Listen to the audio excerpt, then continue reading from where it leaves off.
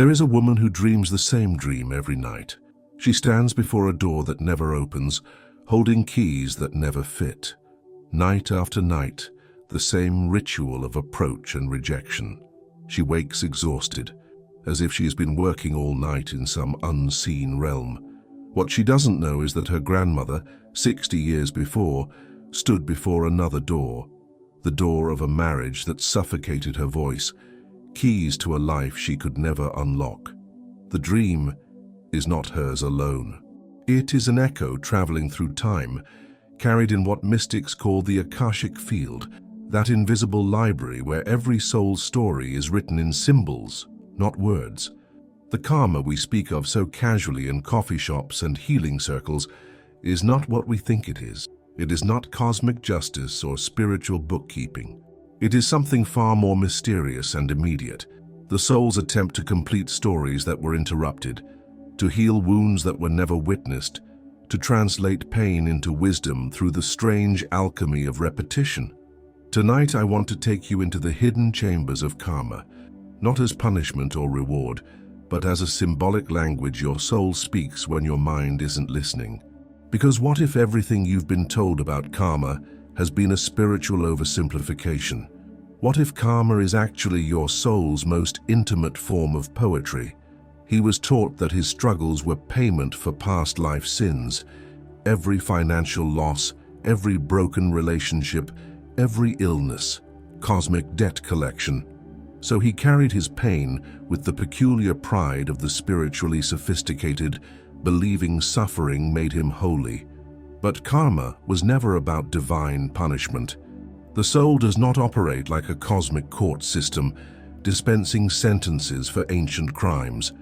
This is the ego's interpretation of a mystery it cannot grasp, the reduction of the sacred into the familiar language of guilt and redemption.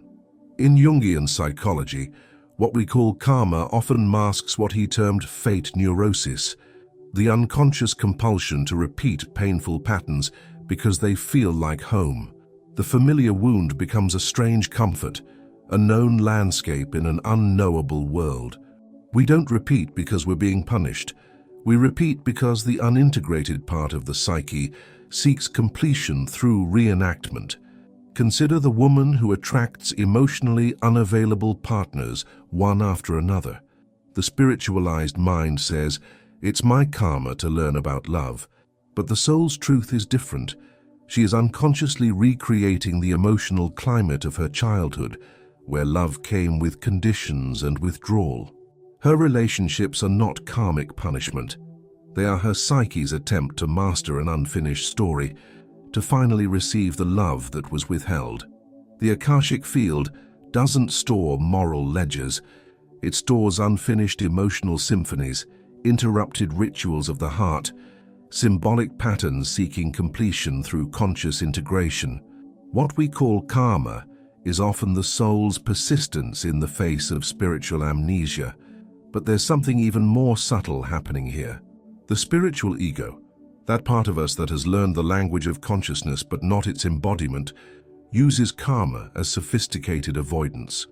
"It's just my karma" becomes another way to avoid feeling the raw immediacy of pain, the vulnerable truth of being human in a world that breaks hearts. She discovered spirituality after her third miscarriage. The books told her she had chosen this path for her soul's growth, that her grief was a cosmic curriculum designed for her evolution. She tried to find meaning in the meaningless, to transform her rage into acceptance. But beneath the spiritual bypassing lay something more insidious, shame disguised as consciousness. The idea that she had somehow chosen her suffering, that her soul had signed up for this particular curriculum of loss, became another way to blame herself for pain that defied explanation. This is karma weaponized by the spiritual superego, that voice that has learned to speak in the language of higher consciousness while serving the same punitive function as traditional religious guilt. "You chose this," it whispers. "You attracted this. Your resistance to this experience is what's causing your suffering." But what if the soul never chooses suffering? What if it only chooses love? And suffering is what happens when love meets the resistance of an unconscious world. The Akashic Field doesn't contain cosmic contracts we signed before birth. It contains the symbolic residue of love interrupted, creativity thwarted, authenticity denied. In the traditions of depth psychology, symptoms are never enemies to be conquered, but messengers to be heard. James Hillman spoke of befriending the symptom, learning to listen to what our patterns are trying to communicate, rather than rushing to fix or transcend them. The woman's pattern of loss might not be karma, but the soul's way of teaching her about the preciousness of what can be held, the sacred nature of grief, the way love deepens through loss. The spiritual distortion of karma creates what we might call metaphysical bypassing, using spiritual concepts to avoid the vulnerable work of feeling our humanity fully. It's easier to believe we chose our suffering than to face the terrifying truth that sometimes life breaks us without reason, that pain doesn't always carry meaning, that the sacred includes the senseless. True spiritual maturity involves what the mystics called the dark night of the soul, the willingness to meet the inexplicable with presence rather than interpretation, to hold our questions without demanding immediate answers from the cosmos. There is a man who cannot stay in love longer than 2 years, right at the moment when intimacy deepens, when real vulnerability becomes possible. He finds reasons to leave. The women are always too needy, too demanding, too much. He believes this is his karma with women, some past life pattern he needs to heal. But if we could look deeper, past his personal history, into the invisible threads that connect him to his lineage, we might find his great-grandfather, a man who abandoned his family during the Great Depression, walking away one morning and never returning. The story lives in family silence, mentioned only in whispers, if at all.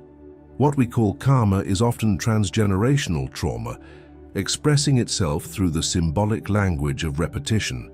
The French psychoanalyst Nicolas Abraham introduced the concept of the transgenerational phantom, the way unprocessed trauma from previous generations can live in the unconscious of descendants, creating symptoms and patterns that seem to have no personal origin. The Akashic Field, in this understanding, is not a cosmic database, but the collective unconscious of the family system, storing the emotional memories that were too overwhelming to be fully processed when they occurred. These memories seek integration through the lives of descendants, creating what appears to be individual karma, but is actually ancestral healing seeking expression. In the indigenous traditions of many cultures, this is understood intuitively.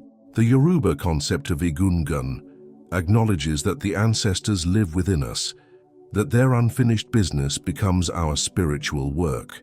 The Aboriginal understanding of Dreamtime suggests that past, present, and future exist simultaneously in the realm of spirit, and that healing can move backward through the generations. Modern epigenetics is beginning to confirm what mystics have always known. Trauma can be inherited not just psychologically, but biologically. The stress hormones of our ancestors can influence our genetic expression, creating physical and emotional patterns that seem to emerge from nowhere, but actually carry the cellular memory of survival. The man who cannot stay in love is not being punished for past life abandonment. He is carrying the unexpressed grief of his great-grandfather, the terror of a family system that learned to equate intimacy with inevitable loss. His soul is attempting to complete a story that was interrupted 3 generations ago, but here's where the work becomes sacred. When we understand our patterns as ancestral healing rather than personal failure, we can approach them with the reverence they deserve. We are not just healing ourselves, we are healing the lineage both backward and forward through time. She has saved everyone. The friend drowning in addiction, the sister in the abusive marriage, the mother with her endless financial crises. She is the family hero, the one who fixes, rescues, and holds it all together. But she is exhausted in a way that sleep cannot heal, drained in a way that rest cannot restore. When she encounters karma teachings, They tell her she is paying off old debts, learning lessons about service and compassion. But this interpretation misses something crucial. She is not learning about service. She is trapped in what Jung called an archetypal identification, possessed by the energy of the eternal helper, while her own life remains unlived.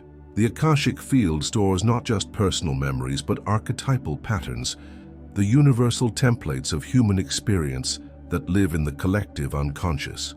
Sometimes what we interpret as karma is actually archetypal possession. We become so identified with one aspect of the psyche that we lose access to our wholeness. The exhausted savior is living out the wounded healer archetype without conscious integration. She has become the family's Christ, absorbing everyone's pain and transforming it through her own suffering. But true healing requires what the alchemists called the death of the hero, the willingness to let the rescuer die, so that authentic compassion can be born. In her dreams, she is always running, through airports, train stations, endless corridors, trying to catch something she can never reach. The dreams are not prophetic, they are diagnostic. Her soul is showing her the futility of the eternal chase, the way the hero archetype has become a prison disguised as purpose. The karmic loop is not about learning to save better. It's about learning to stop saving altogether, to feel the terror of her own needs, the vulnerability of her own unhealed places, to discover that her compulsive helping is often a sophisticated form of control, a way to avoid the helplessness of her own humanity. But archetypal loops can be more subtle than heroic rescuing. There is the eternal student who collects knowledge but never acts, trapped in the pure eternus archetype of eternal youth. There is the perpetual victim whose identity depends on being wronged, possessed by the martyr energy. There is the spiritual teacher who preaches transformation but fears his own shadows, identified with the guru archetype while his personal life crumbles. The Akashic Field shows us these patterns not as punishments, but as incomplete initiations. Each archetype carries both gifts and shadows, and karma is often the soul's attempt to integrate the disowned aspects of these universal energies.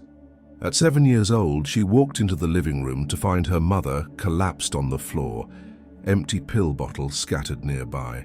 The image branded itself into her nervous system, the stillness of the body, the silence of the house, the way the afternoon light fell across the carpet like accusation. Her mother survived, but something in the little girl died that day. The capacity to trust that the people she loved would stay alive, would stay present, would not vanish into the terrible silence of unconsciousness. From that moment, she became hypervigilant, always scanning for signs of emotional death in the people around her. 30 years later, she attracts partners who are emotionally unavailable, spiritually asleep, or struggling with addiction. This spiritual community tells her this is her karma with unconscious men, that she's learning lessons about codependency and healthy boundaries. But the deeper truth is that her traumatized nervous system has been programmed to recognize only one type of love, the kind that requires her constant vigilance to keep alive. What we often call karma is actually the nervous system's attempt to master unresolved trauma through repetition. The body remembers what the mind prefers to forget, and it recreates the original traumatic scenario over and over, hoping this time the outcome will be different. In Peter Levine's work on trauma and the nervous system, he describes how traumatic memories are stored, not as narratives but as fragmented sensory and emotional impressions. These fragments seek completion through the body's attempt to discharge the trapped survival energy. The woman doesn't consciously choose unconscious partners. Her nervous system recognizes the familiar activation and interprets it as home. The Akashic Field, from this perspective, is not separate from the body, but embedded in its cellular memory. Every trauma creates what trauma therapist Bessel van der Kolk calls the body that keeps the score, a somatic library of unprocessed experiences that influence our attractions, decisions, and relationships at levels below conscious awareness. But there is profound intelligence in this seeming compulsion. The soul is not randomly repeating trauma. It is attempting to create the conditions where the original wound can finally be metabolized, integrated, and transformed. Each repetition is an opportunity for mastery, each familiar pattern a chance to respond differently than the helpless child originally could. The woman's attraction to unavailable men is not karma punishment, but the soul's belief that love equals vigilance, that relationship means constant rescue, that connection requires her to be the one who keeps consciousness alive. Her work is not to judge this pattern, but to compassionately understand its origins and slowly teach her nervous system that safety can exist without hypervigilance, that love can exist without emergency. This is the sacred nature of what we call emotional karma. It is the soul's refusal to abandon the wounded child, its insistence on returning again and again to the scene of the crime until healing becomes possible. He keeps dreaming of houses, not the same house, but always houses, empty houses with rooms he's never seen, houses from his childhood that have extra floors, houses that are somehow alive and breathing. He wakes with the feeling that the houses are trying to tell him something, but he doesn't speak the language of symbols. The Akashic Field doesn't communicate in the linear language of the mind. It speaks in the poetic language of the unconscious, through symbols, synchronicities, dreams, and the mysterious patterns that weave through our lives like invisible threads. To read the Akasha is to become fluent in the soul's native tongue. In Carl Jung's understanding, the psyche naturally thinks symbolically. Dreams don't present literal information, but symbolic communication from the unconscious to consciousness. The houses in his dreams might represent different aspects of the self, rooms that have never been explored, foundations that need attention, structures of identity that are under construction or renovation. But the field speaks not only through dreams, but through the poetry of everyday life. The woman who repeatedly loses her keys might be receiving messages about access and permission, about what doors she's ready to open and which ones remain locked. The man whose car keeps breaking down might be getting signals about his relationship to forward movement, to the masculine energy of directed will. Indigenous wisdom keepers have always understood this symbolic literacy. The Quechua concept of living energy recognizes that everything in the natural world carries information and medicine. A repeated encounter with ravens might carry messages about death and rebirth, about the need to let something die so something new can emerge. The sudden appearance of certain animals, weather patterns, or natural phenomena are read as communications from the living world. But reading the Akashic Field requires what Rumi called polishing the mirror, developing the capacity to receive subtle information without the interference of the analytical mind. This is why so many mystical traditions emphasize practices that quiet the mental chatter: meditation, contemplation, time in nature, creative expression.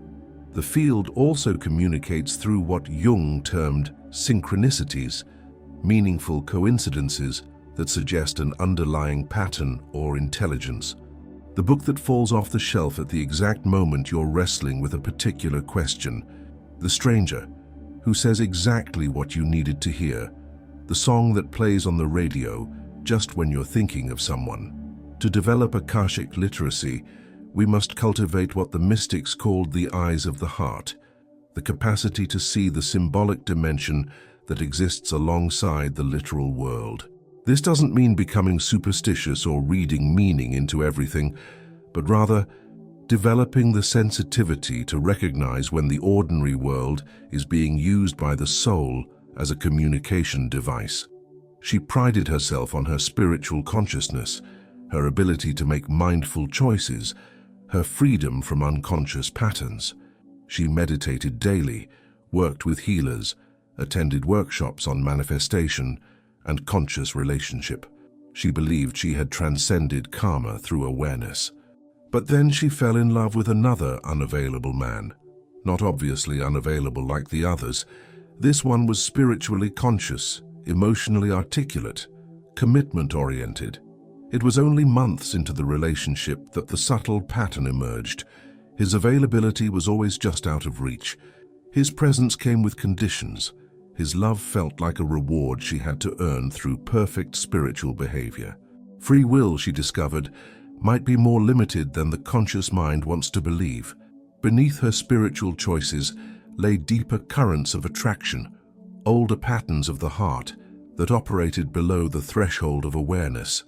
Her karma wasn't being created by unconscious choices, but was influencing what felt like conscious ones. In the language of depth psychology, this is what's called choice architecture, the way unconscious patterns create the conditions that make certain choices feel inevitable, while others feel impossible. The woman wasn't unconsciously choosing unavailable men. Her unhealed attachment patterns were creating a magnetic field that attracted men who matched her deepest expectations about love. The Akashic Field might be understood as the collective unconscious patterns that influence what appears to be individual choice. We think we're choosing our partners, careers, and life directions based on conscious preferences, but we're actually being guided by invisible currents of attraction and repulsion that were shaped by experiences we've forgotten or inherited from ancestors we've never met. But this isn't spiritual determinism. It's recognition that consciousness has layers and that true freedom requires awareness of the unconscious forces that shape our choices. The woman's spiritual work wasn't to make better choices, but to become conscious of the unconscious patterns that influenced her attractions. Modern neuroscience suggests that what we experience as deciding often happens after the brain has already initiated action. The conscious mind creates narratives to explain decisions that were made at deeper, more automatic levels. This doesn't negate free will, but complexifies it, suggesting that freedom requires understanding the unconscious architecture of choice. The Akashic Field shows us these patterns not to make us feel powerless, but to make true choice possible. When we can see the invisible currents that guide our attractions, we can begin to work with them consciously, rather than being unconsciously directed by them. This is why traditional spiritual practices emphasize self-inquiry and shadow work, alongside meditation and devotion. True spiritual maturity involves what Jungian analyst Marion Woodman called conscious suffering, the willingness to feel the unconscious patterns fully before they can be transformed. The moment came when she stopped trying to fix her pattern of attracting unavailable love. Instead, she turned toward it with the curiosity of an archaeologist examining ancient ruins. What if this pattern wasn't a problem to be solved, but a language to be understood? She began to track the sensations in her body when she felt drawn to someone, the familiar tightness in her chest, the way her breath became shallow, the subtle tension that she had always interpreted as excitement, but was actually the nervous system's recognition of familiar danger. For the first time, she began to listen to her attractions as information rather than direction. This is the beginning of what we might call karmic integration, the movement from unconscious repetition to conscious relationship with our patterns. Instead of being lived by our karma, we begin to live with it, to develop a creative partnership with the forces that have been shaping our lives from the shadows. In the Tibetan Buddhist understanding, karma becomes wisdom through what they call transmutation, the alchemical process of transforming poison into medicine. The pattern that has been causing suffering doesn't disappear. It becomes a source of compassion, insight, and creative power. The woman's pattern of attracting unavailable love became her medicine when she recognized it as her soul's way of teaching her about her own availability, to herself, to life, to the mysterious forces of love that don't require her vigilant maintenance. Her karma became her calling to model a different kind of presence, to embody the availability she had been seeking in others. But integration requires what the alchemists called the marriage of opposites, the union of the pattern and its antidote, the wound and its healing, the problem and its gift. She had to hold both the truth of her wounding and the wisdom it contained, the limitation of her pattern and the liberation it offered. There are specific practices that support this integration. Carl Jung's technique of active imagination involves dialoguing with the unconscious pattern as if it were a separate intelligence with its own perspective and wisdom. What does the pattern want? What is it trying to protect? What would happen if she thanked it instead of fighting it? Body-based practices that work with the nervous system's stored memories can also support integration. Trauma-informed yoga, somatic experiencing, and other embodied modalities help discharge the activation that keeps karmic patterns alive while teaching the nervous system new possibilities for response. But perhaps most importantly, integration requires what spiritual teacher Adyashanti calls radical acceptance. The willingness to love our patterns exactly as they are, to see them as expressions of the soul's intelligence rather than evidence of our spiritual failure. She stands now at the same crossroads where her grandmother once stood, but she is not the same woman. The pattern is there, the attraction to unavailable love, the familiar tightness in her chest, the ancient pull toward relationships that require her vigilant maintenance. But something has shifted in her relationship to the pattern. Where once there was unconscious compulsion, now there is conscious choice. Where once there was shame about her attractions, now there is curiosity about their intelligence. Where once there was the desperate attempt to fix herself, now there is the gentle willingness to be exactly who she is, patterns and all. This is karma transformed, not the elimination of unconscious patterns, but the development of a conscious relationship with them. The Akashic Field is no longer a prison of repetition, but a library of wisdom. Each pattern a story seeking completion, each repetition an opportunity for deeper understanding. In this understanding, karma is not something we have, but something we are. The living intersection of past and future, wound and healing, unconscious pattern and conscious choice. We are the place where ancestral trauma meets descendant healing, where personal history meets transpersonal possibility. The woman's grandmother's unexpressed grief finds voice through her descendants' willingness to feel fully. The man's great-grandfather's abandonment finds healing through his descendants' commitment to staying present with difficulty. The child's unmetabolized trauma finds integration through the adult's capacity to hold both vulnerability and strength. But perhaps most importantly, we begin to understand that our patterns are not personal failures, but sacred assignments. Each soul carries certain themes, certain colors in the great tapestry of human experience. Our work is not to transcend these themes, but to express them with increasing consciousness, creativity, and compassion. The Akashic Field reveals itself not as a record of past mistakes, but as a living mythology in which we are both author and character, reader and story. Our karma becomes our calling, our wounds become our medicine, our patterns become our poetry. And in those moments when we can hold our repetitions with love instead of judgment, when we can see our attractions as intelligence instead of pathology, when we can embrace our humanness as sacred rather than spiritual failing, in those moments, karma dissolves into what it always was, love seeking fuller expression through the beautiful, broken, endlessly creative vessel of human consciousness. The field is always speaking. The question is not whether we have karma, but whether we are ready to hear what our karma is really saying, whether we are ready to receive the love letter our soul has been writing through the mysterious calligraphy of repetition, attraction, and choice. Tonight, before you sleep, place your hand on your heart and ask, what story is my life telling? What pattern is seeking completion through me? What love is trying to be born through my seeming limitations? Listen with your whole being. The Akashic Field is always writing, and you are both the author and the page. If this exploration touched something deep within you, something that recognizes itself in these patterns and possibilities, I invite you to stay with this inquiry. Subscribe to continue receiving these transmissions from the depths, and let me know in the comments what pattern in your life might be karma seeking transformation into wisdom.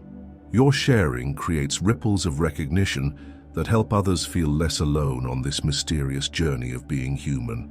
The field remembers everything, forgets nothing, and loves us exactly as we are, while calling us toward who we're becoming.